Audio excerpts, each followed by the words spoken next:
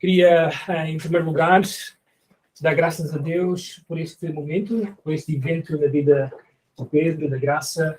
Não há dúvidas para nós, quando presenciamos 25 anos de casamento, o que estamos a ver ou a testemunhar é a graça de Deus, a paz de Deus, o amor de Deus num casal, numa família. E damos graças a Deus por isso.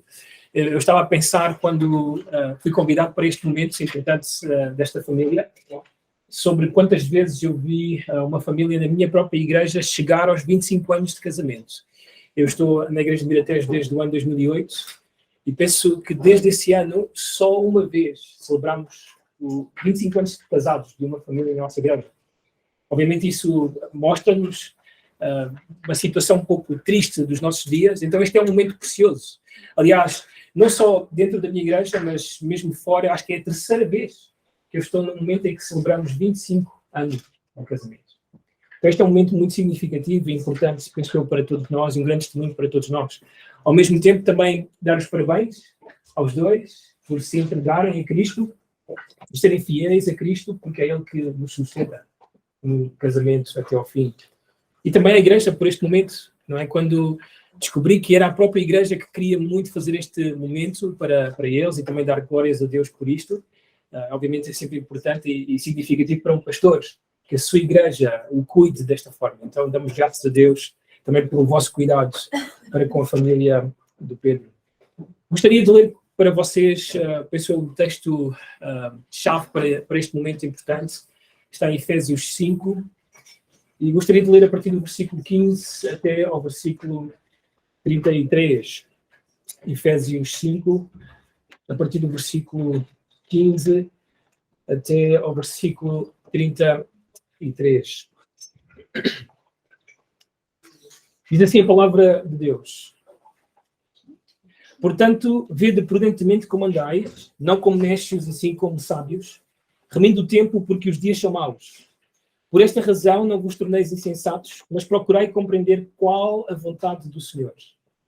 E não vos embriagueis com vinho, no qual há dissolução, mas enchei-vos do Espírito, falando entre vós com salmos, entoando e louvando de coração ao Senhor com hinos e cânticos espirituais, dando sempre graças por tudo a nosso Deus e Pai, em nome de nosso Senhor Jesus Cristo, sujeitando-vos uns aos outros no temor do Senhor, ou no temor de Cristo. As mulheres sejam submissas ao seu próprio marido, como ao Senhor, porque o marido é o cabeça da mulher, como também Cristo é o cabeça da igreja, sendo este mesmo o Salvador do corpo. Como, porém, a igreja está sujeita a Cristo, assim também as mulheres sejam em tudo submissas ao seu marido. Maridos, amai vossa mulher, como também Cristo amou a igreja e assim mesmo se entregou por ela, para que a santificasse, tendo-a purificado por meio da lavagem de água pela palavra, para apresentar a si mesmo igreja gloriosa, sem mácula, nem ruga, nem coisa semelhante, porém santa e sem defeito. Assim também os maridos devem amar a sua mulher como ao próprio corpo. Quem ama a esposa, a si mesmo se ama. Porque ninguém jamais odiou a sua própria carne. Antes a alimenta e dela cuida, como também Cristo faz com a igreja. Porque somos membros do seu corpo. Eis porque deixará o homem seu pai e a sua mãe, e se unirá à sua mulher, e se tornarão os dois uma só carne. Grande é este mistério, mas eu me refiro a Cristo e à igreja. Não obstante, vós, cada um por si, também ame a própria esposa como a si mesmo, e a esposa respeite ao marido. Vamos orar. Senhor, nós te louvamos pela tua graça, te louvamos pelo teu amor, te louvamos, Senhor, porque tu criaste o casamento, criaste como em todas as coisas para a tua glória, criaste para ser um reflexo de quem tu és, para que o mundo pudesse ver a tua imagem e o teu amor. E, Senhor, nós te louvamos, porque tens, na tua graça, sustentado o Pedro e a Graça, lhes tens abençoado com filhos. E, Senhor, nós estamos muito alegres por este momento da vida deles. Estamos aqui para louvar-te, dar-te glórias pela tua fidelidade, que podemos ver na vida deles. Pelo teu Santo Espírito presente, pela ação dele nas suas vidas, te louvamos, Senhor, por isso. Este é um momento tão importante, e tu sabes, Senhor, em dias tão difíceis como os que nós estamos a viver.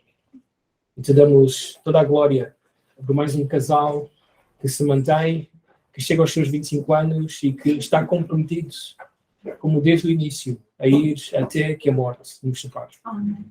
Te louvamos por isto, oramos neste momento para que fales aos nossos corações, para que nos ensines e nos lembres a importância do casamento. Assim oramos no nome do Senhor Jesus. Amém. Bem, como dizia, de uma forma talvez indireta, 25 anos de casamento, ou este evento dos 25 anos de casamento, é sempre um momento raro. Penso eu até raro na nossa nação, no nosso país. A verdade é que este é um momento de grande testemunho, não só para a Igreja do Senhor, mas mesmo para o mundo que nós estamos a viver. Porque aquilo que estamos a viver é trágico, é difícil nos nossos dias. Eu procurei algumas estatísticas sobre como é que estamos em casamentos em Portugal. E é interessante, em 1960 havia 10 divórcios por cada 100 casamentos. Já era mau. Mas quando comparamos com os nossos dias, e esta é a última estatística do ano 2020, havia 91 divórcios por 100 casamentos.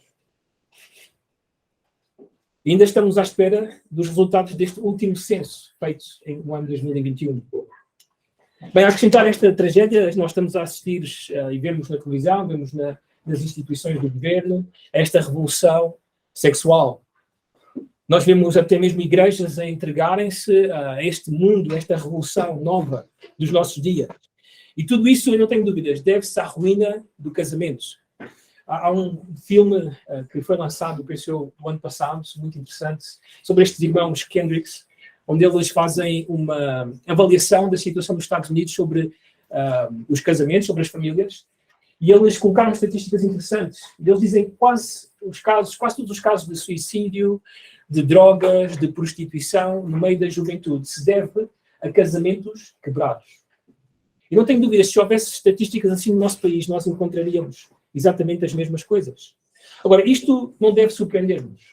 Alguém no passado disse, e com razão, como vai a família, assim vai a igreja e assim vai a nação. E é o que nós vemos nos nossos dias. E é exatamente aquilo que acontecia, ou que estava a acontecer, numa sociedade pós-cristã, ou uma sociedade onde Deus é removido. Foi este o mundo que os apóstolos e o próprio Senhor Jesus Cristo encontrou quando chegou nos seus dias. Eles encontraram casamentos quebrados. É interessante, o pastor Hernandes Dias Lopes tem uma história sobre a sociedade do primeiro século.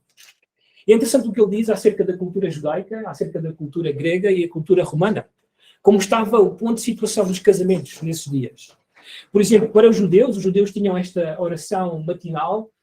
Eles diziam a Deus: Senhor, obrigado porque não me fizeste um pagão, um escravo ou uma mulher. As mulheres não eram valorizadas pelos judeus. Aliás, para os judeus, as mulheres não eram pessoas. Elas eram propriedade do pai, quando eram solteiras, ou propriedade dos maridos, quando eram casadas. Em relação ao divórcio, na época em que a igreja cristã nasceu, o divórcio era fácil. Um homem podia divorciar-se da sua mulher por qualquer motivo.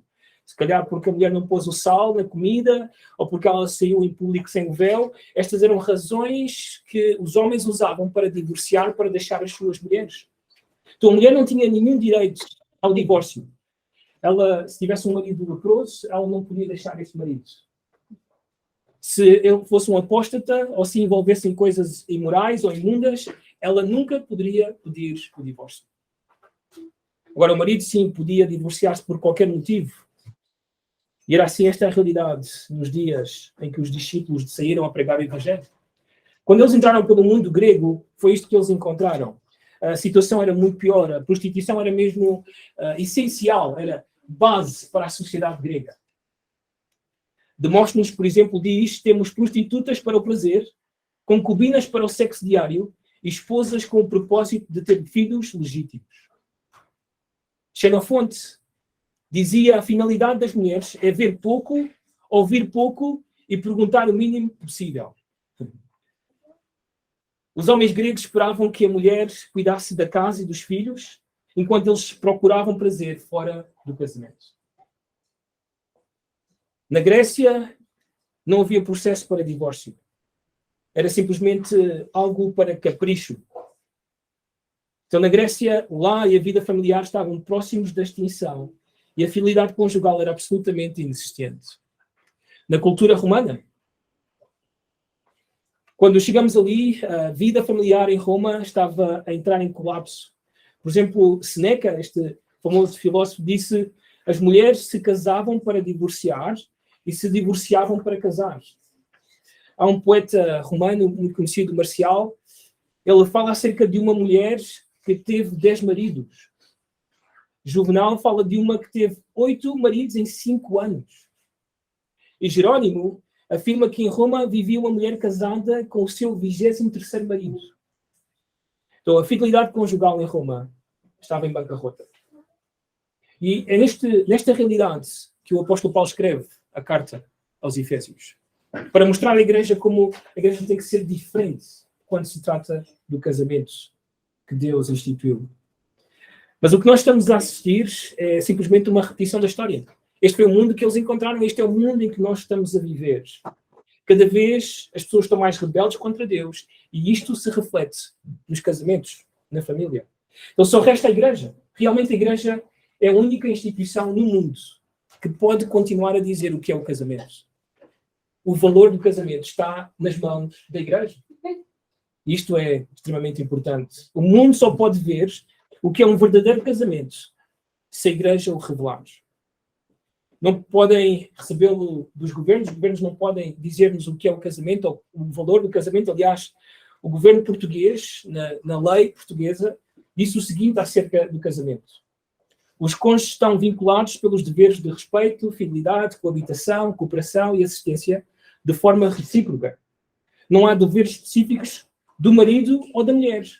Todos os deveres podem ser exigidos por qualquer um dos cônjuges em relação ao outro. Esta é a definição e é o que eles dizem que é o casamento. Mas claramente em contra das Escrituras. Então só a igreja pode repor a verdade acerca do casamento. Só a igreja pode mostrar o que é o casamento. E estes 25 anos que estamos a celebrar hoje são esse testemunho para o mundo do que é o casamento. Mas quando pensamos no Pedro e na Graça, 25 anos, uau. Eu até perguntei ao Pedro: tens 60 anos já? Mas ele disse: eu casei muito novo. Nós pensamos e perguntamos, ou seja, como é que é possível, ou o que é que estes 25 anos nos dizem acerca do casamento? O que é que o Pedro e a Graça podem transmitir-nos? Ou o que é que nós podemos ver nestes 25 anos de casamento? Bem, eu creio que é o mesmo que acabámos de ler em Efésios 5. E esta realmente é a nossa proposta, o que deve evidenciar 25 anos de casamento de casais cristãos. O que é que devemos ver na vida do Pedro e da Graça, nos seus casamentos, ou no seu casamento? Bem, em primeiro lugar, sem dúvidas, 25 anos deve evidenciar vidas cheias de graça. Vidas cheias de graça. Quando nós chegamos ao versículo 15 do capítulo 5 de Efésios, o que nós vemos nesta secção é Paulo a falar acerca do andar do cristão, do que o cristão deve fazer, qual deve ser a sua prática. Mas, claro, nós temos que olhar para a primeira palavra ali, que aparece no versículo 15, e que também aparece no versículo 17, que nos fazem obrigatoriamente voltar atrás no texto. O versículo 15 diz, portanto, ou seja, é uma conclusão, um resultado. O versículo 17 diz, por esta razão, e estas duas expressões têm que levar atrás no texto. Temos que voltar atrás e lembrar-nos que a carta aos Efésios, nos seus primeiros 3 capítulos, fala-nos acerca da nossa grande salvação. O que é que Deus Pai fez, o que é que Deus Filho fez, o que é que Deus Espírito Santo fez para que eu e tu nos tornássemos filhos de Deus. Como é que isso tudo aconteceu? E as suas implicações. Mas quando olhamos a partir do capítulo 4 até o 6, o que nós vemos é o resultado, ou como é que o cristão agora vive, aquele que é salvo, qual deve ser a sua prática. Então, se Paulo agora está a falar acerca do casamento, e está a falar de um casamento cristão, o que deve ser um casamento cristão, ele só pode ser o resultado de vidas que foram transformadas pela graça de Deus. Cujos primeiros 3 capítulos de Efésios estão nas suas vidas.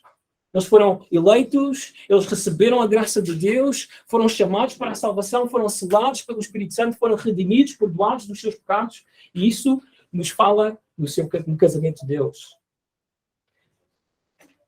O capítulo 5, então, faz um contraste. Quando começamos a ler o capítulo 5, a partir do versículo 1 para a frente, começamos a ver um contraste entre cristãos, aqueles que são salvos e aqueles que ainda permanecem perdidos, aqueles que ainda não são salvos. Os salvos, por exemplo, são imitadores de Deus.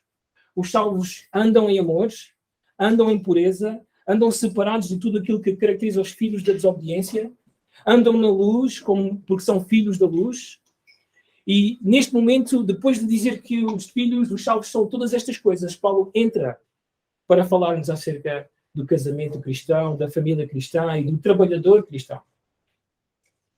Mas antes de o fazer, ele define quem são estas pessoas. E estas pessoas, à luz das Escrituras, à luz do que Paulo está a dizer, são transformadas pelo Evangelho. E deve ser evidente para os filhos do Pedro e da Graça, para os familiares que estão aqui presentes, para a igreja que está aqui, para os vizinhos que os conhecem, de que a vida deles foi regenerada, salva, transformada, de que eles são novas criaturas. Bem, como é que as pessoas podem ver isto?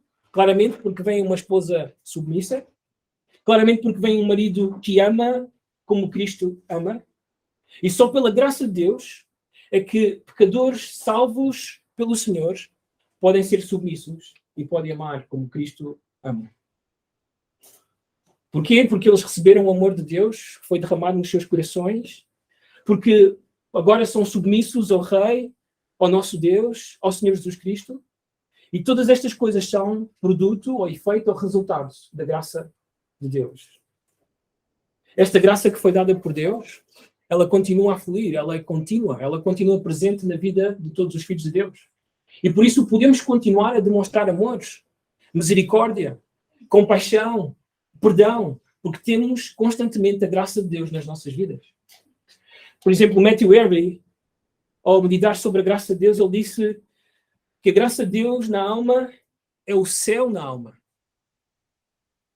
Quanto mais a graça cresce na alma, mais pecados morrem. Thomas Brooks dizia que a graça transforma leões em cordeiros, lobos em ovelhas, monstros em homens e homens em anjos. Então, realmente, chegar aos 25 anos de casamento é um testemunho, é uma proclamação de vidas cheias da graça de Deus. Graça é essa que é evidente a todos aqueles que os veem, que os conhecem. Por isso, nesta tarde, noite, nós damos glórias a Deus pela sua graça na vida deste casal. Porque só pela sua graça são possíveis 25, 50, 75 anos para a glória do nosso Deus. E em conformidade com as Escrituras. Eu sempre me lembro da história dos cristãos de Antioquia, ou melhor dito, dos cristãos que fugiram de Jerusalém e chegaram até à cidade de Antioquia e começaram a pregar o Evangelho, aqueles que não tinham medo de pregar o Evangelho a todos. E pessoas foram salvas. E começou a surgir uma igreja, e a igreja em Jerusalém ouviu do que estava a acontecer em Antioquia, então enviaram a Barnabé, e quando Barnabé chegou ali, é interessante, o texto diz mesmo, quando Barnabé chegou, viu a graça de Deus. E é isso que devemos ver quando pensamos em 25 anos de casamento. A graça de Deus. Em segundo lugar, não só evidencia vidas cheias da graça de Deus, mas também vidas cheias da sabedoria de Deus. Da sabedoria de Deus. O versículo 15 diz, portanto, vede prudentemente como andais, não como necios, e sim como sábios, remindo o tempo, porque os dias são maus, por esta razão não vos torneis insensatos, mas procurai compreender qual a vontade do Senhor. Então, Paulo aqui diz à igreja de Éfeso, e a nós aqui presentes, que devemos considerar, refletir como é que é o nosso andar. Esta palavra andar aparece 3 vezes neste capítulo. Então é importante, aliás, é a palavra-chave ao longo dos 3 últimos capítulos de Efésios, o andar do cristão. E o contraste entre perdidos e salvos. Então nós somos chamados, por este versículo, a pensar como é que é o nosso andar. Como é que estamos a andar? Bem, aquilo que se espera de um casal cristão casado há 25 anos é um andar cheio de sabedoria. É ser sábios, ter sabedoria. Bem, em primeiro lugar, o que está a dizer-nos esta expressão, andar como sábios, ou sabedoria, relacionado ao contexto da passagem, estamos a falar de um casal que está a procurar imitar Deus, como diz o versículo 1. Um casal que procura andar em amor. Um casal que procura ser puro, afastar-se daquelas coisas que contaminam, que trazem impureza para o casamento. E tudo isto reflete vidas sábias, ou cheias de sabedoria. Agora, Paulo, quando usa esta palavra sábio, obviamente ele está a olhar para trás. Eu sempre gosto de pensar nos apóstolos a escreverem as suas cartas com o Antigo Testamento ao seu lado. E ele está a olhar para trás, e quando nós pensamos em sabedoria, pensamos no livro de Provérbios. E o livro de Provérbios diz claramente: o princípio da sabedoria é o temor do Senhor. O que estamos a ver aqui são pessoas que ao longo desta jornada de 25 anos temeram a Deus, respeitaram Deus, foram devotos a Deus, sempre tiveram em conta Deus. E por isso um casamento só pode durar quando Deus sempre é central e importante, fundamental e temido pelo casal. Um casal cristão com sabedoria é um casal que teme ao Senhor. Além disso, esta sabedoria está ligada com o versículo 17, porque o versículo 17 diz: por esta razão não vos torneis insensatos, mas procurai compreender qual é a vontade do Senhor. Ou seja, o que este casal procurou fazer ao longo destes 25 anos foi procurar a vontade do Senhor. Procurar aquilo que o Senhor quer. E o que é que nós estamos a dizer? Um casal que sempre teve a palavra de Deus aberta, à procura de saber o que é que Deus quer. O que é que Deus quer de nós. Aqui está a sabedoria de Deus, aqui está tudo o que nós precisamos para ter um casamento de 25, de 50, de 75, 100 anos. Um casal cristão com sabedoria estuda as Escrituras, procura saber o que é que Deus quer, quem Ele é, o que Ele pode fazer nas nossas vidas. Aliás, Tiago explica-nos como podemos saber que um casal tem sabedoria. Como é que podemos olhar para um casal, uma família, uma casa, onde a sabedoria está lá. Vamos até Tiago, capítulo 3, rapidamente, só para ler este texto. Tiago, capítulo 3.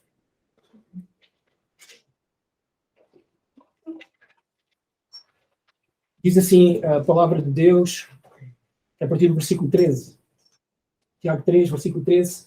Quem entre vós é sábio e inteligente? Esta é a pergunta. Não é? Como é que podemos saber que há sabedoria neste casamento?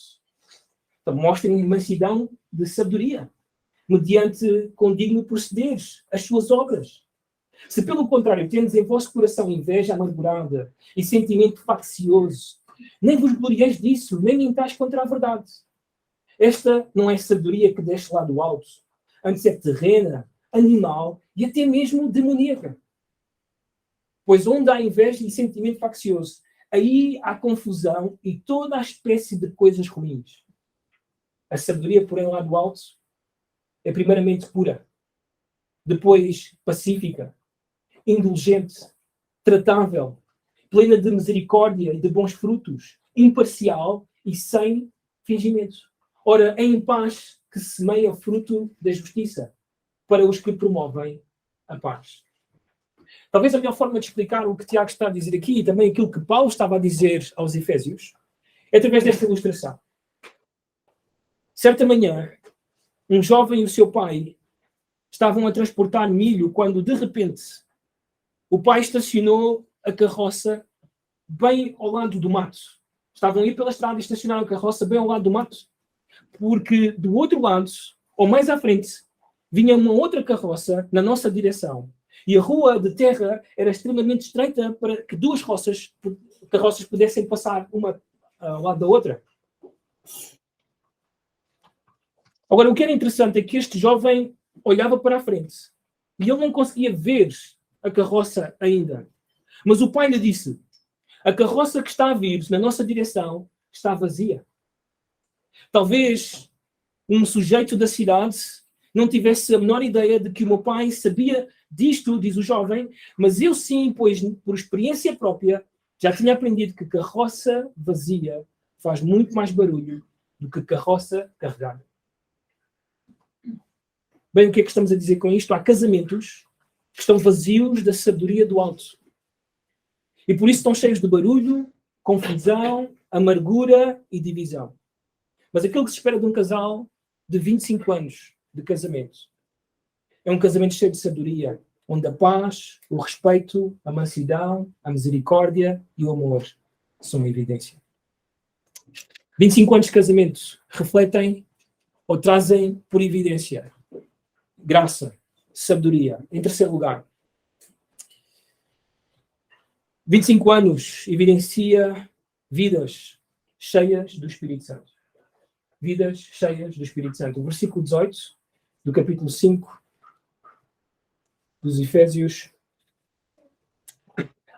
diz: e não vos embriagueis com vinho, no qual há dissolução ou destruição, mas enchei-vos do Espírito. Agora é interessante, muitas vezes, quando ouvimos pregadores, pastores pregarem este texto, eu provavelmente já fiz isto, não me recordo, sempre o que fazemos é fazer rapidamente a comparação entre os efeitos ou o controle do vinho sobre alguém e o controle do Espírito sobre alguém, não é? E fazemos esta comparação entre uma coisa e a outra. Mas realmente não creio que era isso o objetivo do apóstolo Paulo. Porquê? Porque na cidade de Éfeso havia muito paganismo. E um dos templos onde o paganismo ou a idolatria acontecia era este templo do deus Dionísio. Sabemos que a mais conhecida era a deusa Diana, do seu grande templo, uma das 7 maravilhas do mundo daquele tempo. Mas este templo estava na cidade. E a forma de adorar este deus Dionísio era através de beber. Agora, naqueles dias, beber para ficar bêbado não era como nos nossos dias. Talvez 2 copos de um vinho forte deixem alguém embriagado nos nossos dias, mas naquele dia, para que alguém ficasse bêbado, tinha que beber todo o dia. Para que pudesse adorar a este deus Dionísio. E quando estivesse totalmente encharcado de vinho, era o momento oportuno para oferecer essa adoração a este deus. Agora, como devem imaginar, as muitas pessoas, na sua maioria homens, que iam a este templo para adorar este deus e ficavam totalmente bêbados, traziam um grande caos na cidade. Não somente na cidade ou na comunidade, mas também traziam um grande caos no casamento. Traziam um grande caos nos filhos. Traziam um grande caos no trabalho. E acabavam por gerar um problema social na cidade de Éfeso. Por isso, Paulo, quando escreve sobre ser cheios do Espírito, começa com a comunidade, com o casamento, com os filhos e com o trabalho. Para mostrar-nos que tanto o vinho como o Espírito Santo têm efeitos em todas estas áreas da vida. Agora, claro, eu e tu sabemos que o Pedro e a Graça não têm um problema com algo, mas o que realmente nós estamos a querer ver em 25 anos de casamento são vidas cheias do Espírito Santo. A palavra, o verbo que está aí no imperativo para ser cheios, é interessante, não é um verbo imperativo no ativo, mas passivo. A ideia é deixar, permitir, não colocar empecilhos para que o Espírito controle as nossas vidas. O Espírito quer controlar as nossas vidas e nós realmente temos que deixar que isso aconteça. Não colocar empecilhos ou pecados que vão entristecer ou apagar o Espírito nas nossas vidas, mas deixar que Ele controle as nossas vidas, que Ele produza o fruto que é dele, para a glória do nosso Deus, e é isto que um casamento precisa. Bem, um casamento cheio do Espírito, como mencionei, traz resultados na comunidade. Por isso, no versículo 19, Paulo diz o seguinte, falando entre vós com salmos, entoando e louvando de coração ao Senhor com hinos e cânticos espirituais, dando sempre graças por tudo a nosso Deus e Pai, em nome de nosso Senhor Jesus Cristo, sujeitando-nos uns aos outros no temor do Senhor. E Paulo aqui está a falar da igreja, da comunidade, daquilo que deve acontecer quando estamos juntos, que é o resultado de vidas cheias do Espírito. Mas também no casamento, não temos o tempo para ler tudo, mas eu já li o texto, mas fala acerca da submissão da mulher, como ao Senhor, fala acerca do amor do marido, como Cristo ama a igreja. E todas estas coisas só são possíveis se somos cheios do Espírito. Eu lembro-me, bem há alguns anos atrás, não me recordo, quando o pastor Nicodemos esteve aqui, ele foi pregar na primeira igreja batista ali em Lisboa. E foi interessante o que ele disse. Nunca tinha pensado. Este ser cheios é uma ordem, é um imperativo. Não é uma opção para mim e para ti. É algo que devemos deixar acontecer. E o que ele disse foi interessante. Ele disse, é interessante que as igrejas normalmente disciplinam quando um jovem começa a namorar com um descrente, ou quando um casal ou namorados caem em pecado, ou adultério, ou algum pecado que achamos que isto tem que ser disciplinado, mas nunca aconteceu na história da igreja alguém ser disciplinado, porque não é cheio do Espírito. Isto é interessante. Quando somos cheios do Espírito, temos um bom relacionamento com os filhos, quando são crentes e têm o Espírito Santo e são cheios do Espírito, têm um bom relacionamento com os pais. E assim sucessivamente no trabalho também. Então, ser cheio do Espírito é o que faz com que todas estas áreas floresçam. Aliás, ser cheio do Espírito é o que faz com que um casamento demonstre o relacionamento entre Cristo e a sua igreja. Não há outra forma. Sem ser cheios do Espírito, nunca podemos mostrar esse quadro incrível entre Cristo e a igreja. No amor do marido, que é o fruto do Espírito, vemos o amor de Cristo pela igreja. Na submissão da esposa, que é o fruto do Espírito, nós vemos a submissão da igreja. Michael Green dizia que o Espírito Santo é o anel de noivado que o noivo deu a cada um de nós. Além desta preciosa verdade, nós vemos um relacionamento individual com Cristo. Porque Paulo diz que a submissão da mulher deve ser como a Cristo. Então a submissão da mulher revela a sua submissão para com Cristo. E o amor do marido demonstra o amor que ele tem por Cristo. Ser cheio do Espírito é ter o Espírito a cumprir em nós tudo o que Deus pretendia que ele fizesse quando o colocou em nós. Sem o Espírito Santo, não podemos fazer nada a não ser acrescentar pecado sobre pecado. Então, 25 anos devem refletir vidas cheias do Espírito, vidas cheias de graça e vidas cheias de sabedoria. Tenho conhecido o Pedro e a Graça já há alguns anos e tenho visto a família deles nos momentos em que estamos juntos e vejo todas estas coisas vindas do Senhor sobre a vida deles. E por isso esta noite é especial, porque não estamos só a celebrar os longos anos em que eles estão juntos, mas estamos a celebrar todas estas coisas que Deus tem dado, que Deus tem colocado na vida deles, para a glória dele. E para que o mundo continue a ver o que é um casamento em dias tão difíceis como aqueles que estamos a viver. Isto é muito especial para mim. A minha esposa vem de uma família cristã, minha esposa cresceu com missionários, ela sempre viu o que é um casamento. Mas eu venho de uma família que os meus pais nem se casaram, viviam juntos toda a vida. Que quando nós saímos de casa, eles cada um ao seu lado. Então eu nunca vi o que era um verdadeiro casamento. Aliás, na igreja onde cresci, a liderança dessa igreja, a maior parte dela se divorciou. Então eu não conseguia ver verdadeiros casamentos. Por isso, quando ouço, ou quando testemunho 25 anos de casamento, é para dar glórias a Deus. Nunca me esqueço destas palavras do meu sogro, no dia em que eu pedi a mão de casamento da Lance. A primeira pergunta dele, claro, como um bom pai, não me perguntou se eu amava a Lance, mas perguntou como é que vais viver com ela.